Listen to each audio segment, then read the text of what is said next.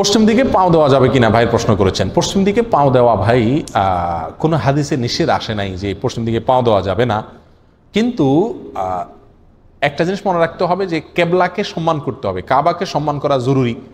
কোনো কোনো হাদিসে আসছে কাবার দিকে ফিরে পেশাব করা নিষেধ, পায়খানা করা নিষেধ, থুতু ফেলা নিষেধ। এগুলো কেন নিষেধ? কারণ কাবাকে কি করতে হবে? সম্মান করতে হবে। যেহেতু কাবাকে সম্মান করা জরুরি, অতএব কাবার প্রতি অসম্মান প্রদর্শন হয় এরকম কোনো কাজ না করাই একজন মুমিনের জন্য উচিত।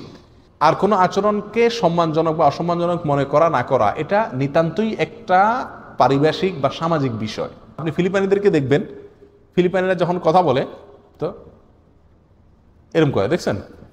আপনি যদি জিজ্ঞেস করছেন খানা খাইছো, তো বলবে মানে খাইছি। কথা বলছেন? এখন আমাদের দেশে যদি আপনি কাউকে জিজ্ঞেস করেন খানা খাইছো, আর সে যদি বলে তুই কবে কি আছো গোড়াও কেন তুমি, ঠিক না ভাই? ঠিক।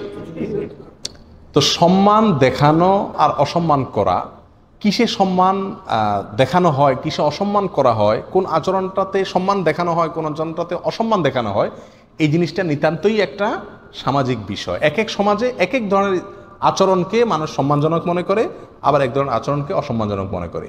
অতএব কাবার প্রতি, কোরআনের প্রতি যে জিনিসগুলোকে সম্মান করা উচিত, সেগুলোর প্রতি এমন কোনো আচরণ করা উচিত না যে আচরণকে আপনার সমাজ অসম্মানজনক আচরণ মনে করে। আবার এমন আচরণ করা দোষণীয় নয় যেটাকে আপনার সমাজ অসম্মান মনে করে না। আরবের লোকেরা একে অন্যের দিকে পাও লম্বা করে বসলেও এটাকে দোষে মনে করে না। এমনকি পাও দিয়ে যদি লাথি লাগে তাও এটাকে দোষের কিছু মনে করে না।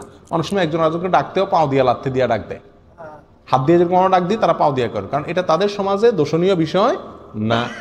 বিধায় এখানে কাবার দিকে যদি কেউ পাও লম্বা করে বসে তাহলে এটা দোষণীয় হবে না। কিন্তু আমাদের দেশে যেহেতু কারোর দিকে পাও লম্বা করে দেওয়া মানে তাকে অসম্মান করা, কারোর গায়ে পাও দিয়া টাচ করা মানে তাকে অসম্মান করা, এই জন্য আমাদের দেশে মানুষের জন্য কাবার দিকে পাও লম্বা না করাই উচিত। কারণ এটা আমাদের দেশে অসম্মানের একটা প্রতীক, অসম্মানজনক একটা আচরণ। আল্লাহু আলাম।